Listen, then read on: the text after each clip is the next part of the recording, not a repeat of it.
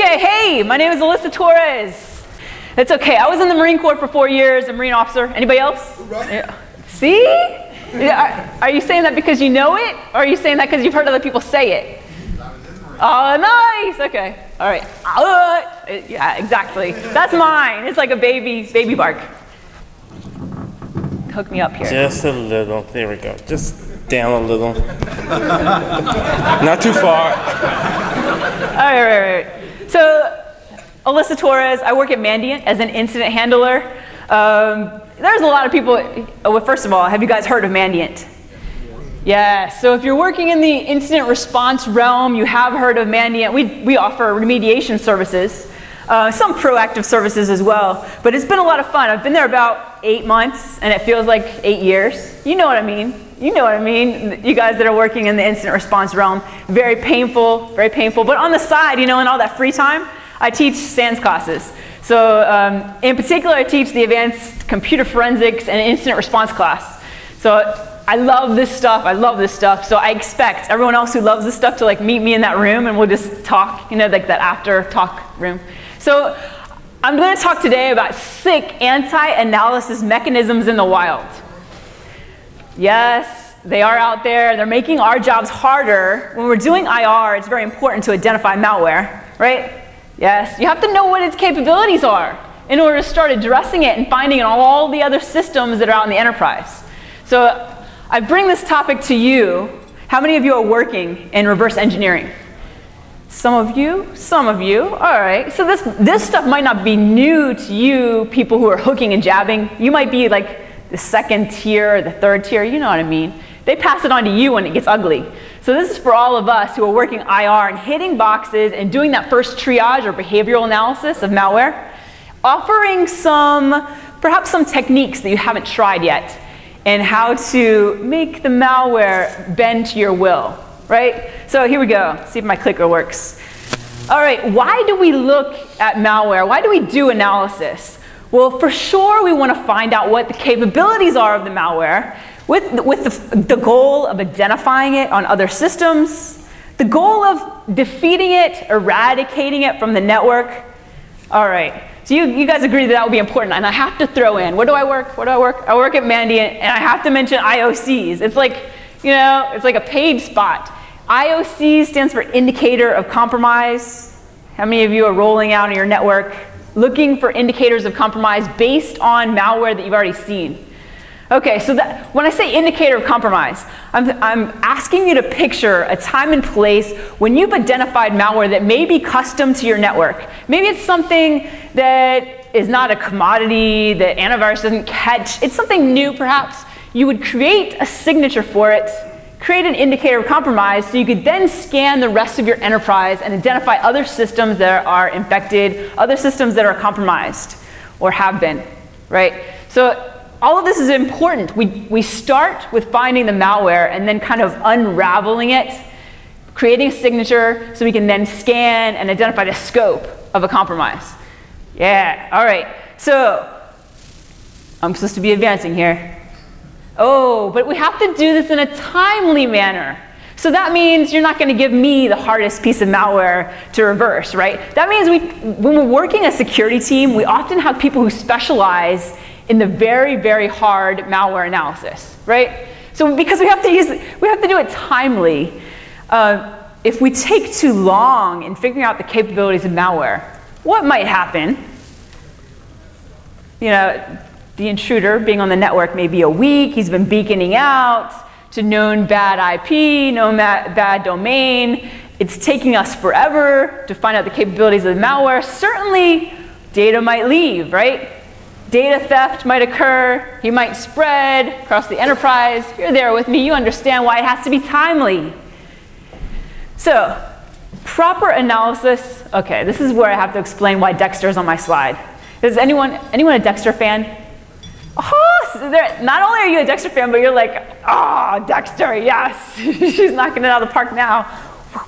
All right, so Dexter is really a phenomenon of sorts, because somehow the producers of the show, he's a serial killer, right? The producers of the show have allowed us to really relate to him. He's quite a relatable character, and I attribute this to the fact that we only see him use one weapon. You know, for the most part. I mean, you might have seen that episode where he did actually have, what was it, the chainsaw? Yeah, but that was the exception to the rule. Typically, we only see Dexter with that one knife, right? So I'm asking you to bring this analogy to malware. If we are just to stop when we find out, oh, the capability of this malware is a backdoor, it's beaconing out, if that's where we stop and we call a spade and don't dig deeper, we would never know that Dexter chops up bodies and puts them in bags and drops them into the bay, right? We would never know that that malware does keylogging, it does credential stealing.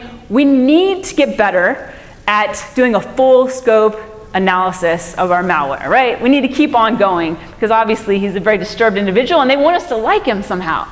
So that's my analogy. Like it? You like it? Sure. Those of you who have seen the show, the rest of you are like, what? What are you talking about? Showtime. So, all right, so why are anti-analysis mechanisms actually employed by malware authors? Well, it slows down the whole process. You know, anti-analysis mechanisms, I give you a definition here. They're specific capabilities of malicious software used to protect the malware from analysis. So we, as malware authors, they want to slow us down. The slower they can make the analysis process, the longer their malware is good, right? The longer it's accomplishing the mission. You know, I can rattle off M-Trends statistics quite impressively. I know that 2012, the M-Trends, that's the Mandiant's. Anyone read it? The Mandiant annual report. In 2012, how long was the adversary found to be on network? From initial vector of compromise to, hey, now we know he's here. How many days was that? Yeah, it was over 300. Oh, you know straight away? 412. Damn, I love it. Yeah. So definitely over 400. I'm thinking 416, man. But if you're going with 412, I'll go with you, man. I'll go with you. So I took a little foray. I took a little venture on that offensive side of the house, Metasploit and stuff. I could tear it up, though. I mean, I'm kind of a noob, but I could tear it up 400 days. I could totally make the mission. I could totally make it happen if I was on the network for 400 days. And that's exactly the type of scenario the malware author wants, right? You don't know the full capabilities of my malware, or I've encrypted it 5, 6, 7 times, and you're unable to get it to a point where you can analyze it. I'm winning as the malware author, right? So you can see his intent in applying all of these anti-analysis mechanisms. It's quite resourceful, actually. So I cite this Qualys study, Black Hat USA 2012. I think it was three individuals, Branco, Barbosa, and Nito, presented a study that they had done on over 4 million samples of malware. And they were really focusing in on what types of anti-analysis mechanisms were being used most frequently. But what they found of all those samples was 88% of those samples employed anti-analysis mechanisms. So, all right, it's a topic worth talking about. We're seeing this on a daily basis, right? If you're looking at one sample a week, if you're looking at a couple samples a week, the chances of that sample actually employing some of these techniques we're going to talk about are quite high, right? Worth talking about, worth having the conversation. In addition, you know, some of the unique things I talk about during this 40 minutes that I've been allowed, and then, of course, when we talk more, right, in the other room. But the evolution of sophistication we're seeing with malware capabilities as a whole, but we're also seeing with anti-analysis techniques.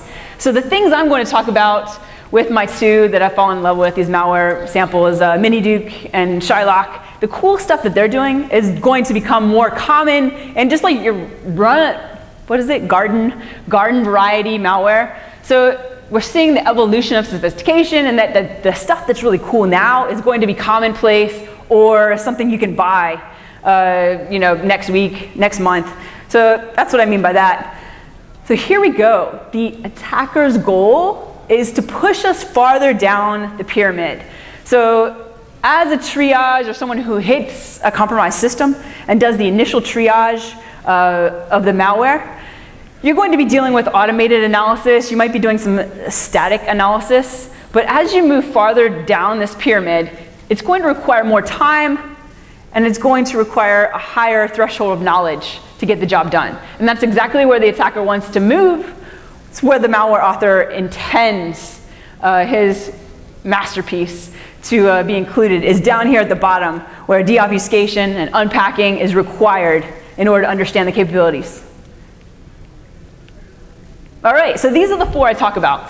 These categories might not be familiar to you because I kind of created them all myself, you know? I threw them together myself. These are the categories I love to talk about. The first one, of course, me being from the forensics side of the house, host-based forensics, not network, but host-based forensics is all about mechanisms that are going to prevent me from getting live data off the system, from doing a memory dump, you know, accomplishing the mission that way. There's quite a few techniques that have been employed or are being employed. I'm going to talk to you about them. In addition, we'll talk about system environment checks. And this is something that's as easy and commonplace as anti-virtualization checks. Nodding with me. You've heard of anti-VM. Yeah. I mean, to the point of the new stuff, which I talked about Mini-Duke, things that are checking to see whether you're in a remote desktop session, right? So it includes all of that. It includes debugging. That's a very broad category. System environment checks. Anti-disassembly techniques we'll touch on. And obfuscation methods. We're going to talk a lot about debugging. Anti-debugging, that is. So here we go. All right, so you got to give a shout out if I talk about something that you've heard of before, right? Some of this stuff might be near and dear to your heart because I'm talking about some old malware samples here. So maybe some IRC stuff. You guys might have been doing that. So when I talk about anti-response mechanisms, malware with capabilities that is going to prevent me from pulling the live data off the system or somehow obfuscating it, screwing it up, manipulating it, corrupting it. These are all of those techniques that I'm lumping together. And you can see there's a timeline. If this is my target system and I'm collecting data off of it, there are several places in my timeline from execution of my collection tool, to all the way on the right side, which is when I have my solid memory image or my solid collection of volatile data that I can then parse. There's a lot of pieces to this puzzle that could fail, right? So you can choose any point in time on this timeline, and you can pretty much, as a malware author, create failure. And we're going to talk about some of these techniques that have been discussed or have been seen out in the wild. This is my list of anti-response. Decaf, has anyone used decaf or played around with it? Coffee, LE background for coffee, I'll talk about. Yeah, I have a screenshot of that. But Spybot, IRC, anyone play around with Spybot? This is not this is not search and destroy. This is kind of old school IRC, you are in my bot now kind of thing. I'll show you a screenshot of that. Metasploit script, not around anymore, but this guy would kill memory acquisition processes. So as simple as you can get, just looking for particular processes that are kicking off, like FTK Imager, like Win32DD, and killing those. Killing the loading of a driver, you know, just making sure it didn't happen. You know, we see these and they represent to us anti-response mechanisms. So things that are going to not make it happen. So we're going to talk about Shadow Walker, 1 byte abort factor, and dementia. So these are all points in the timeline that are going to mess with me walking away with a solid memory image, getting the job done, so I'd have something to analyze in the back end of my analysis workstation. So for my first one here, I have to point it at my Spybot. You can see, what are you seeing here in my screenshot?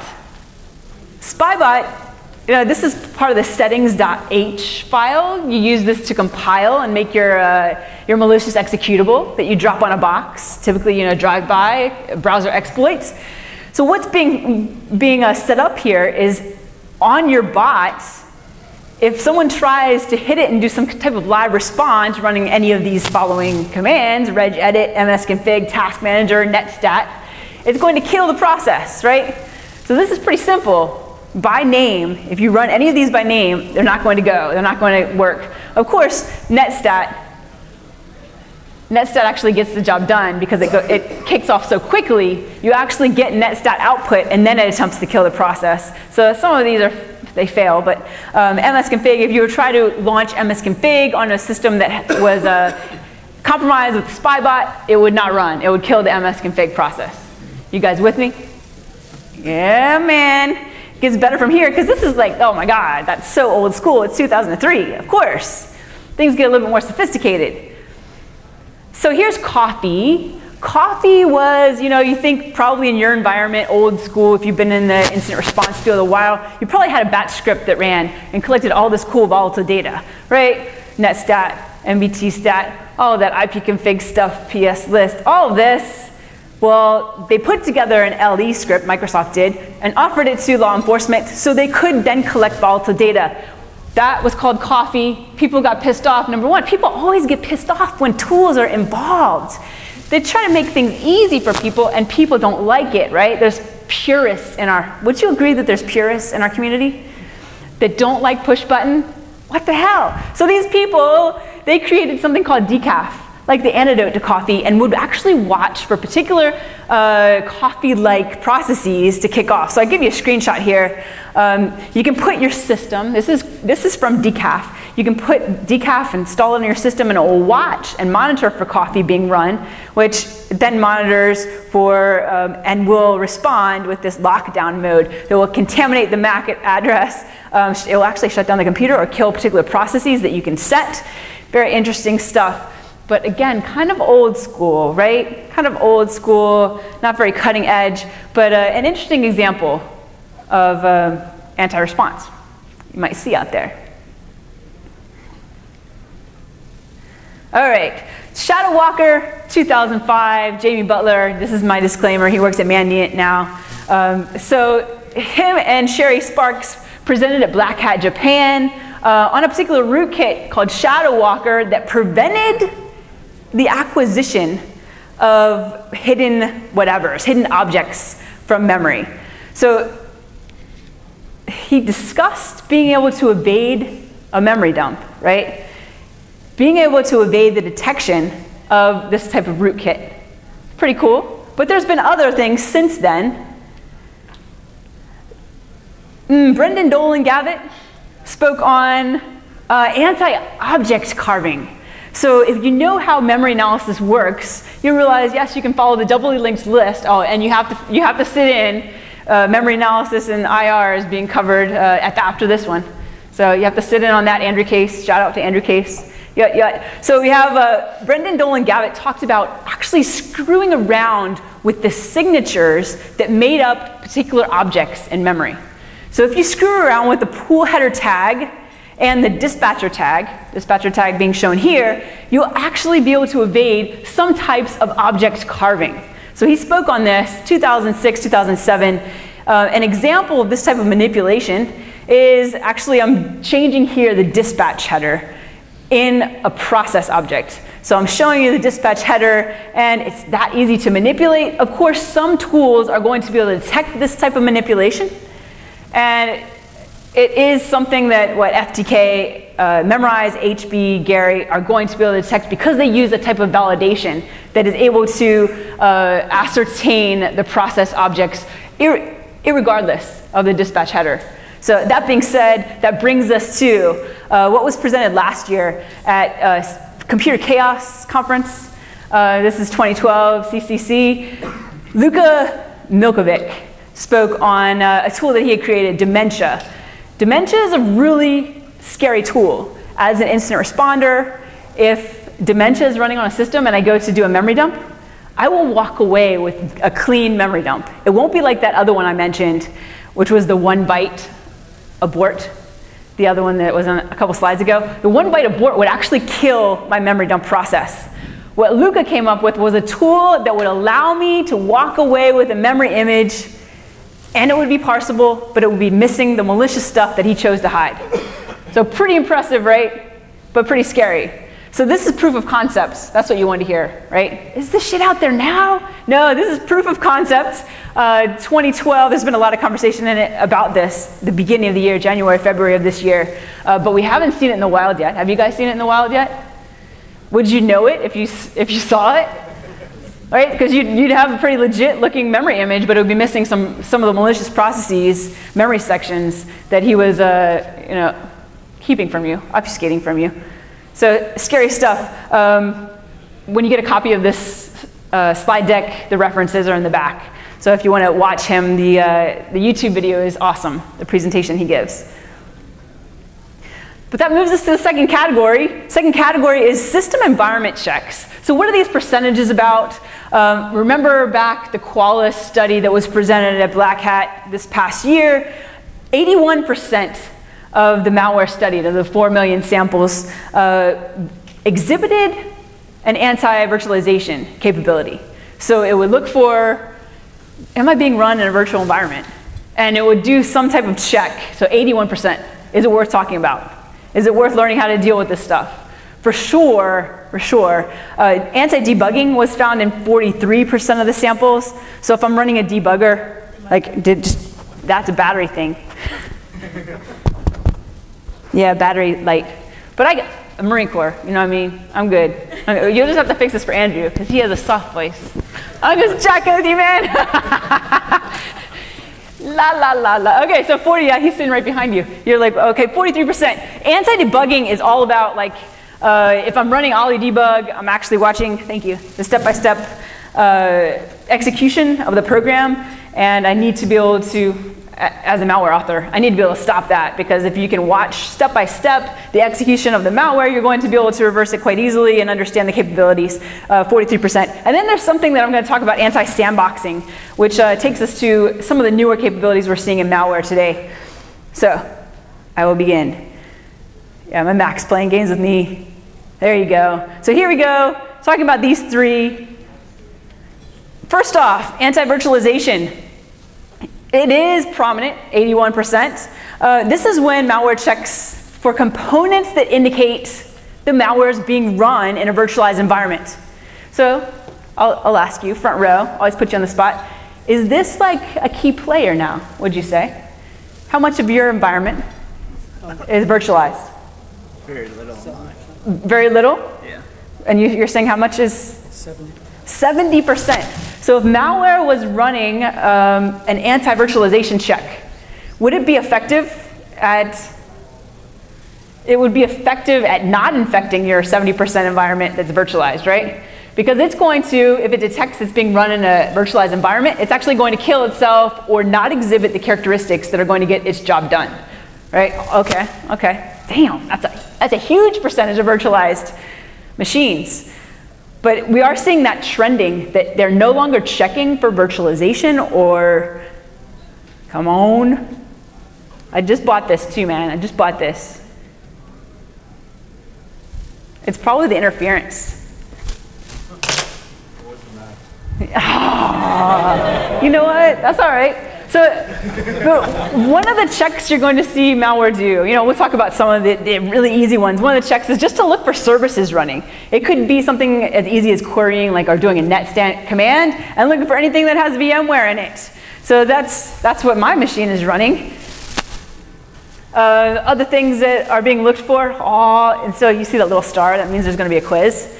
So that's scary, right? It builds apprehension and anxiety in my students. Other things you look for are virtualized video controllers. I mean, tells that hardware is being virtualized. So you could have a hard drive, or you could have a mouse that's being virtualized. But you also have something that kind of gives way, an OUI. Okay, what does an OUI stand for? Hands raised, sorry. OUI. Mac, it's associated with Mac? Yes, black shirt. Sure, it's the first few digits of the MAC address to tell you the vendor that the identifier. Yeah. Nice. Yes? Organizational unique identifier. Damn, all right. So if I'm looking for like a VMware OUI, what would that start with? Because I know some of you are like that. You have it memorized, and you're waiting to tell me an OUI that would identify a MAC address that was a VMware MAC address. Come on. What? I had to think of another one. All right, so like 00, 05. I mean, the first couple hex there. There's 4 of them. It's all right, I don't have to tell you, but dude, it will recognize in an anti-virtualization check, or a virtualization check, it will recognize the OUI and be able to map it to, is it VMware, is it VirtualBox, and it will act accordingly. So we also have some specific instructions it can throw out based on what is returned. For these instructions, it'll make the decision, hey, am I running virtualized or not?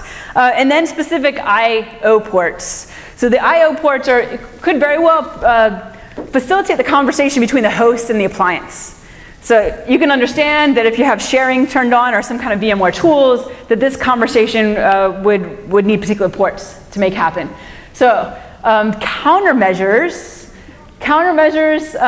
so we can analyze malware that might be implementing these types of checks. That's what I mean by countermeasures. So how can we take action as that first person that's hitting the box and triaging the malware? How can we take action and get around that type of malware check or anti-virtualization mechanism? Well, you can certainly start by turning off services. That was the first thing I showed you, was net start, and I enumerated the VMware services.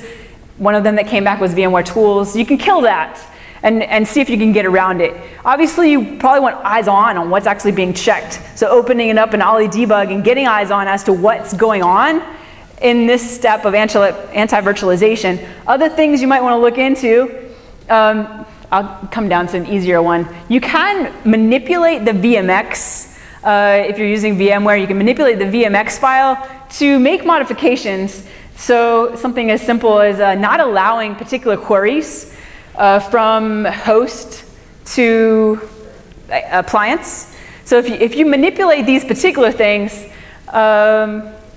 it will be less of a tell for the malware that it's virtualized.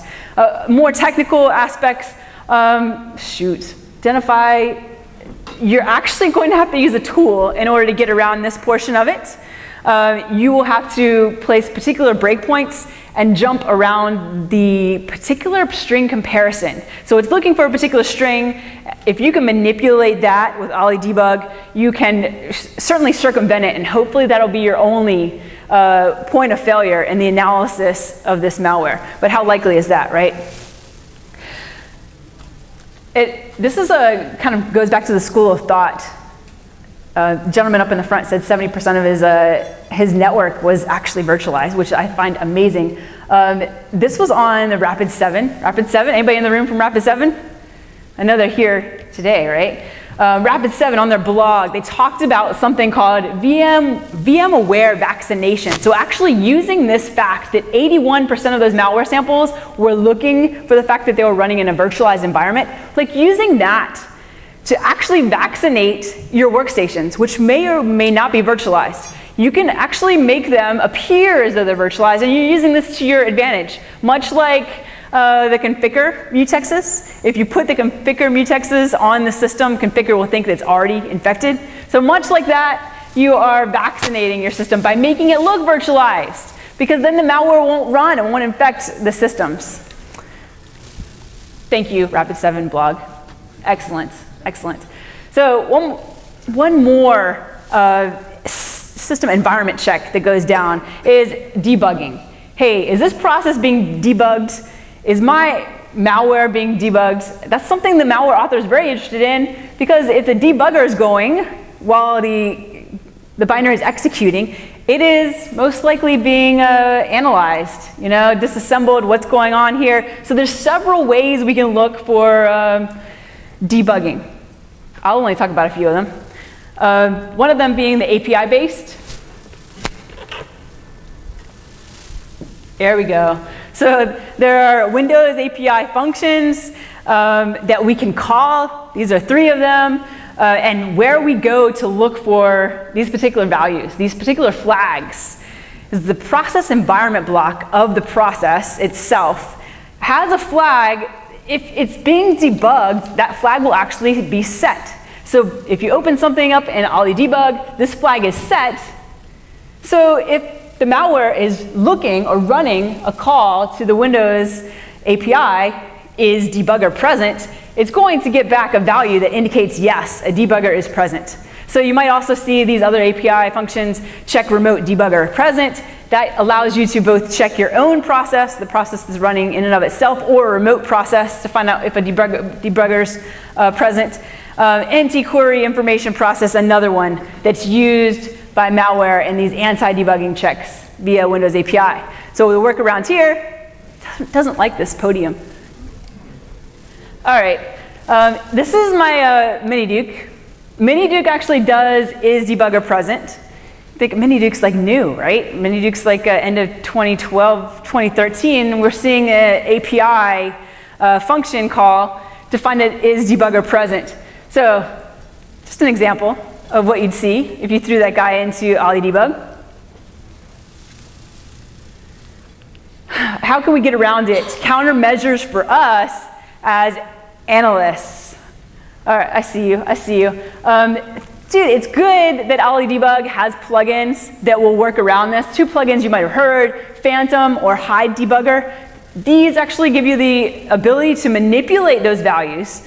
If the API function is returning like a value that indicates a debugger is running these plugins will manipulate those values along with several other things. We're going to talk about the get tick count, which is the timing, the ability to recognize a delay.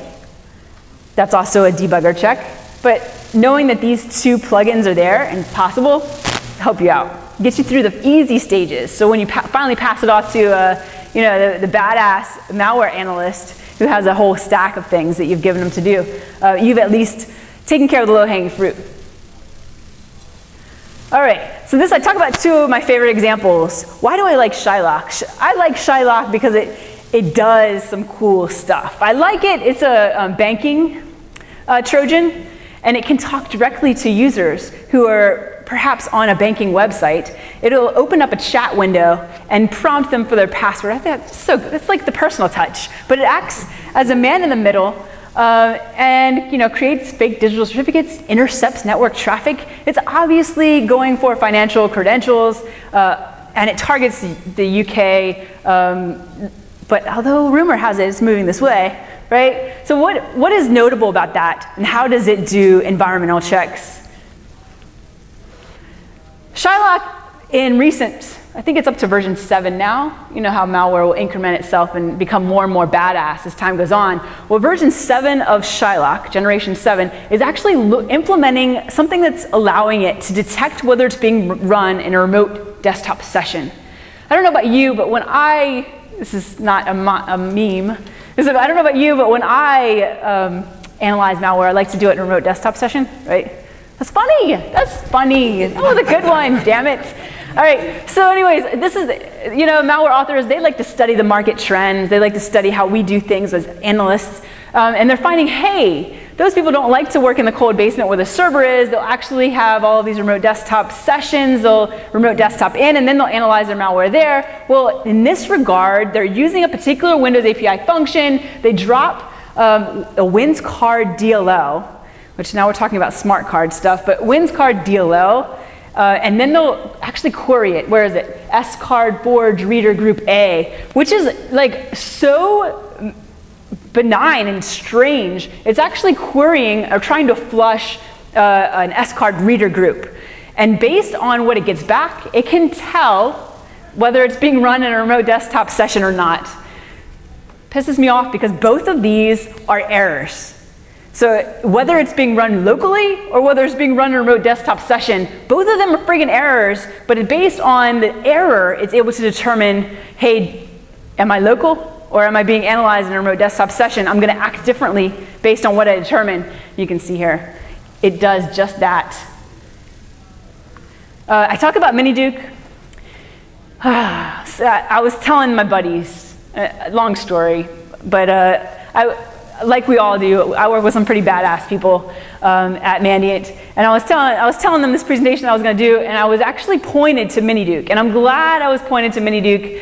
It has a lot of cool capabilities, but most notable, dude, it talks on Twitter. I mean, that's crazy, right? C2 channel on Twitter, what? So yeah, it delivers its evil to European governments. That's what was the targeted audience, but via malicious PDFs. But once it's nice and cozy and has done all its environmental checks, it'll actually reach out to particular Twitter accounts for C2 communications. Like, where do I hit next to get the next stage? Really impressive stuff.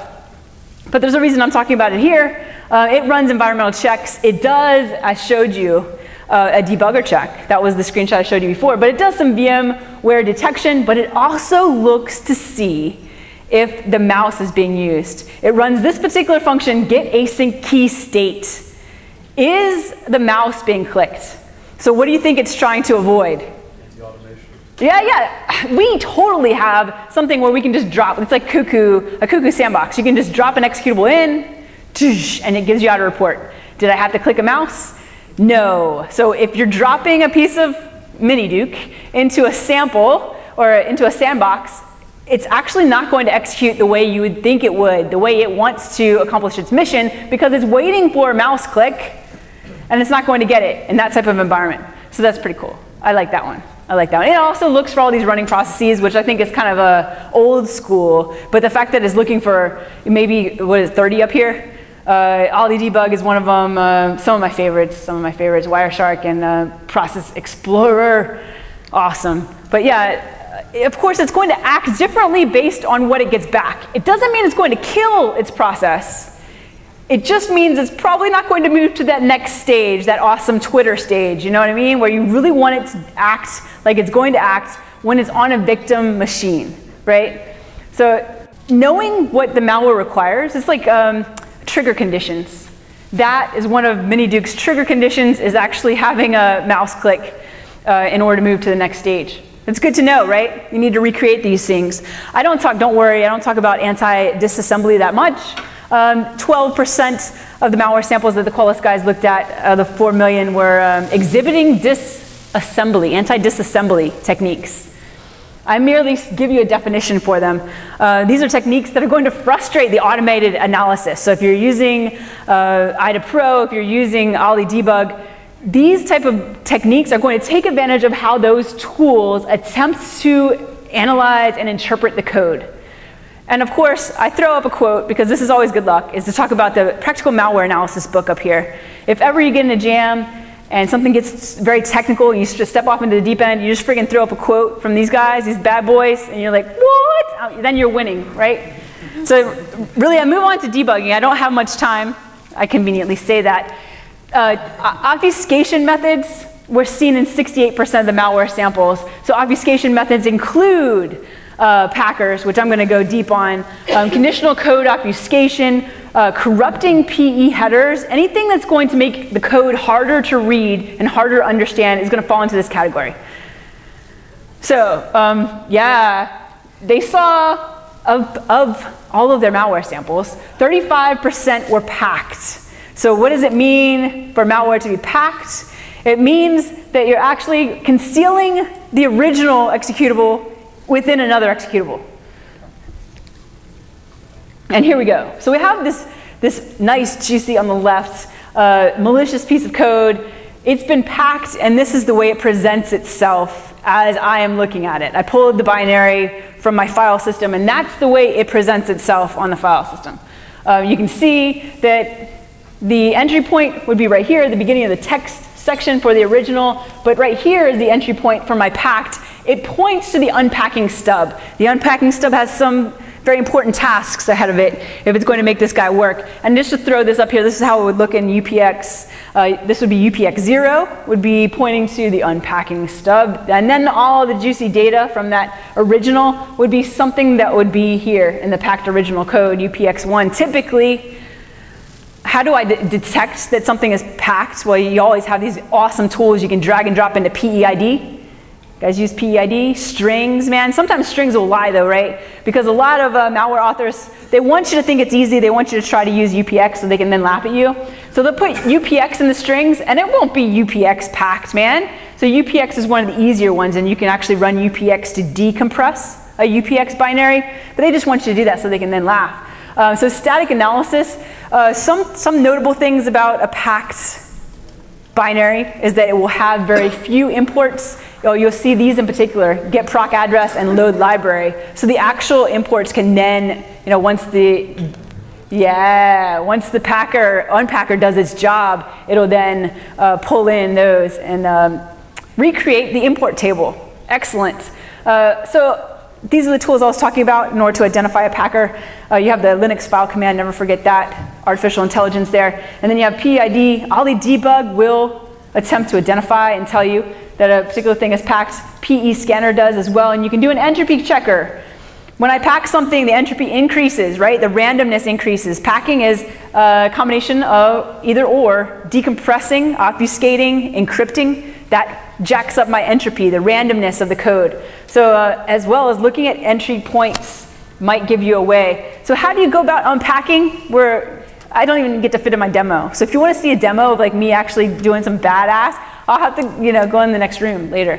But so unpacking, well, if it's something simple, you have tools that'll help you unpack it. UPX is one of those examples, but there are others written that have percentage rate, successful percentage rate that varies.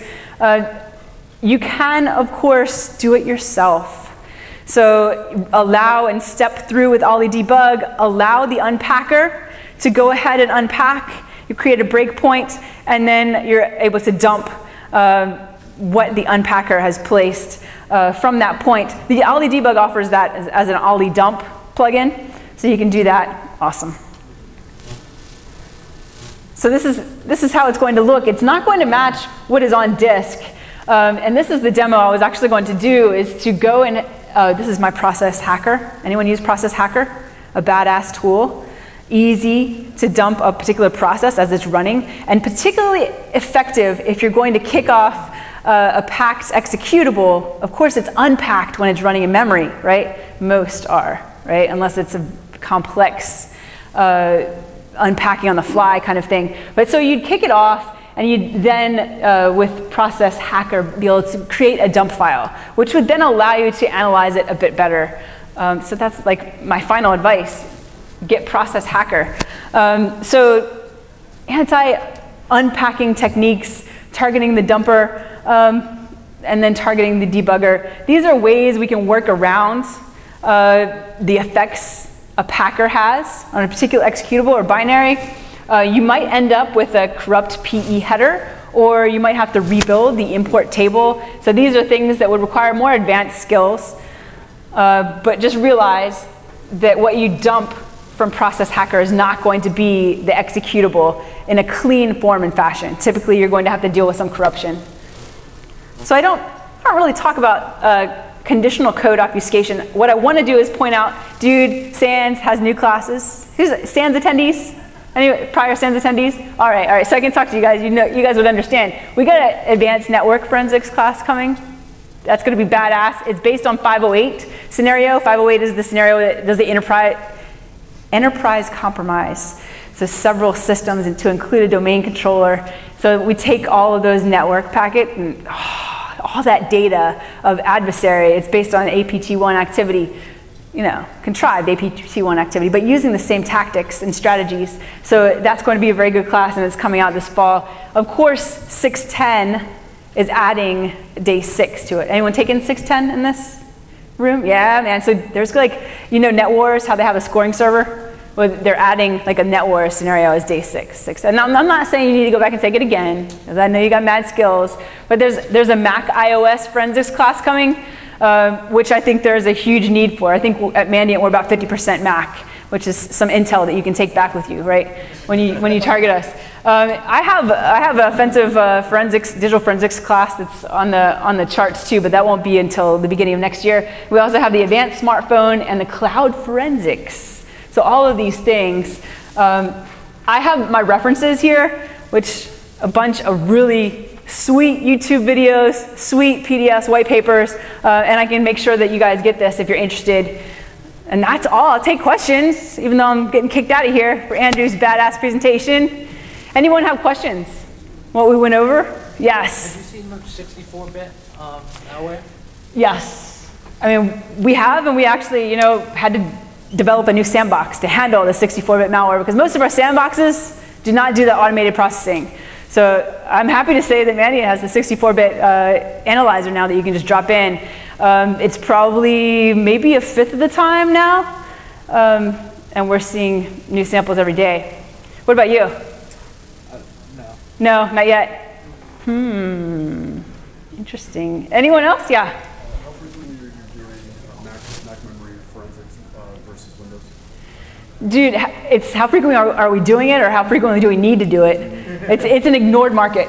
I would say it's an ignored market right now, and definitely our focus is on ramping it up. But I think it's out there. Definitely a pain point. Yes. It sounds like a malware analyst needs a hypervisor with more tells and a debugger that can run up the hypervisor line. Yes. Is there any such thing? Yeah, someone was telling me of an emulator, as well as there's an article, Ether. Has anyone read that white paper? It was just pointed out. I think I might have it with me, so I can give you that information. But what was it based on? It was running outside of the host. It was running outside of the virtual environment. Yes, I think you're right. But the article will describe it for you. Melissa, Yes. I hate to interrupt. Could we do one more audience question because we want to stay on track with schedule? Oh, yeah, sure. Thank you. They're done. They're done with me. Thank you, guys. I appreciate it.